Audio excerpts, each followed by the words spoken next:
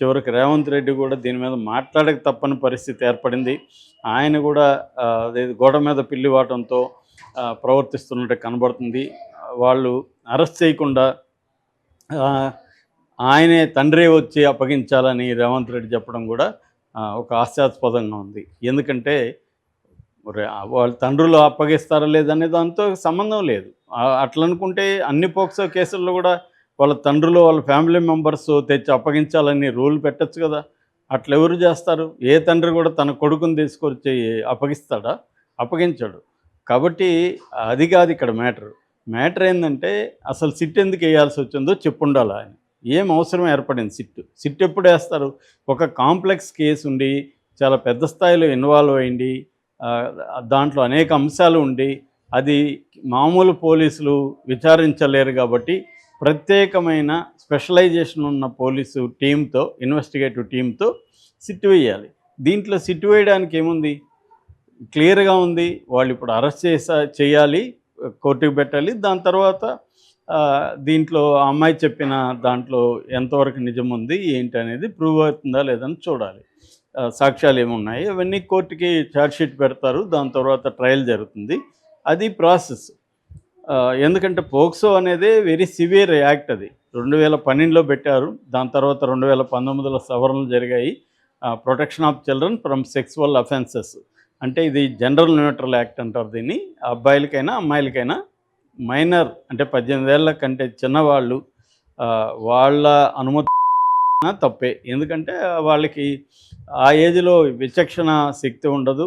మాయమాటలకో లేకపోతే ప్రలోభాలకో సరెండర్ అయ్యే అవకాశం ఉంది. వాళ్ళు సొంత నిర్ణయాలు స్ట్రాంగ్‌గా తీసుకోలేరు కాబట్టి అటువంటి ప్రొవిజన్ పెట్టారు. ఎందుకంటే అనేక వందల వేలు కేసుల్ని పరిశీలించిన తర్వాత ఈ చట్టాన్ని తీసుకొచ్చింది. ఇది బీజేపీ బలంగా కూడా చట్టాన్ని తర్వాత బీఎన్ఎస్ఎస్‌లో కూడా ఈ అంశాన్ని బలంగా తీసుకెళ్ళింది. చాలా కఠినతరం కూడా చేశారు. పిల్లల మీద ఈవెన్ చిన్న పిల్లల లైంగిక వీడియోలను చూస్తే కూడా చూసిన వాళ్ళ మీద కూడా పోక్సో పెడతారనమాట. ఆ స్థాయిలో ఇది సివియర్ యాక్ట్ అది. అటువంటి యాక్ట్ ఈ అబ్బాయి మీద పెట్టినప్పుడు ఆ అబ్బాయిని గురించి మాట్లాడే క్రమంలో తండ్రి గురించి మాట్లాడతారు. ఎందుకంటే తండ్రి వ్యక్తిగతమైన వ్యవహారం కాదు. అతను ఒక సెంట్రల్ గవర్నమెంట్లో హోంశాఖ శాంతి భద్రతలకు సంబంధించి లా అండ్ ఆర్డర్కి సంబంధించిన హోంశాఖ సహాయ మంత్రి మినిస్టర్ ఆఫ్ స్టేట్ ఎంఓఎస్. అలాంటి పదవిలో ఉండి ఆయనే గట్టిగా ఈ కేసు మీద నన్ను దుష్ప్రచారం చేస్తున్నారు, వాళ్ళంతా చూస్తాను ఇలాగ మాట్లాడితే ఆయన ఆధ్వర్యంలో ఉండే ఛానల్స్ అన్నీ కూడా ఆ అమ్మాయి మీద దుమ్మెత్తి పోస్తూ, ఆ అమ్మాయి ఫోటోలు వీడియోలు లీక్ చేస్తూ, ఆ అమ్మాయికి చాలామంది అఫైర్లు ఉన్నాయని ఇవన్నీ బదనాం చేస్తుంటే దాన్ని వ్యతిరేకించే స్వేచ్ఛ మామూలు వాళ్ళకు ఉండదా? ప్రజలకు ఉండదా? ప్రజలే కదా ఆయన ఎన్నుకున్నది.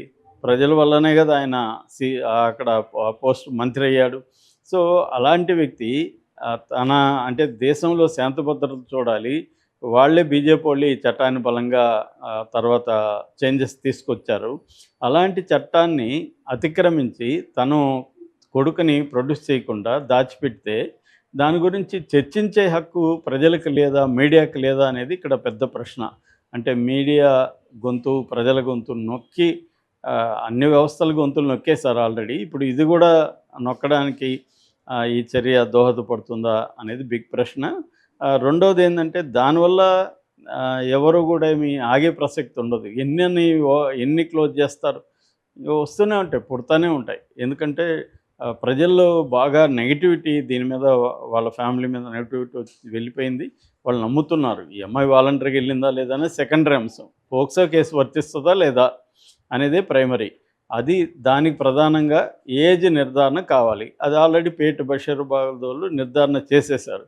దాని మీద డిస్ప్యూట్ ఉంటే కోర్టులో మళ్ళీ అది కూడా తేలుతుంది యాక్చువల్గా.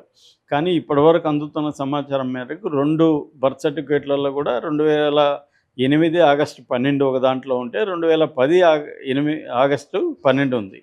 రెండిటి పట్టి కూడా జనవరి 2026 నాటికి ఆ అమ్మాయికి 18 ఏళ్ళు రాలేదు, 17 ఏళ్ళు నిండలేదు.